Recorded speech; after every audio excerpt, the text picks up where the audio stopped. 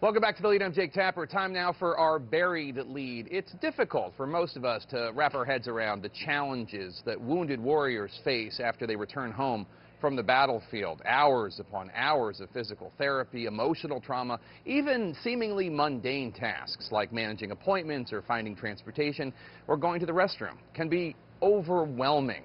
So when the Pentagon made plans to cut the budget for a program designed to help these troops manage it all, you can imagine why some were panic-stricken. And although it may have seemed like we were about to witness another example of why won't Washington work, something happened that proves sometimes this town can get it right after all. Actually, it just, basically just gored my legs. I could still see my kneecaps without any, flesh on them. I had tourniquets looped through the molly on my vest, and I started pulling them off and putting them on. When 23-year-old Army medic Adam Hartswick lost his legs to an explosive in 2013, he tied his own tourniquets to stop the bleeding, helping to save his own life.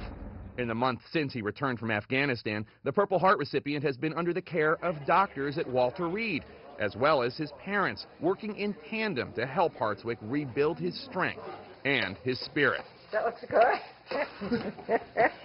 At first, we pretty much marathoned it with Adam. We would stay there from sunrise to sunset and beyond. Just having my dad there to, wake me up in the middle of the night and, keep me calm, that was vital to my recovery. Hartswick's parents served as his non-medical attendants, or NMAs. That's the official designation given to those who serve as caretakers for our nation's wounded warriors, often sacrificing their jobs to do so. They're sometimes family members, but not always. They hope to steer the nation's wounded warriors towards as much independence as possible.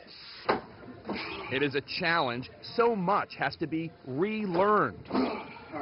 As a non-medical attendant, my job is to be with my son pretty much 24/7. That meant that our lives were changed forever, and that nuts and bolts wise, that we would be out of a job. The U.S. government has provided a per diem for NMAs, like Hartswick's parents, to help offset the costs of caregiving and the lost income. It's not much, but it helps. Reimbursements for lodging near the hospital, food, gas, basic necessities. Not only did my son lose his leg, but then financially, if you got to worry about, is my house going to be here when I come back from tending to my son, that's a double whammy. But weeks ago, the Obama administration issued a rule to cut these funds significantly.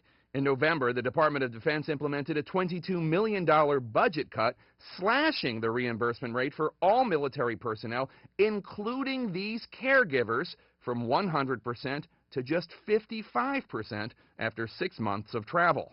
Of course, for those who lost limbs or sustained brain injuries in battle, 6 months is usually just the beginning. Where would we be?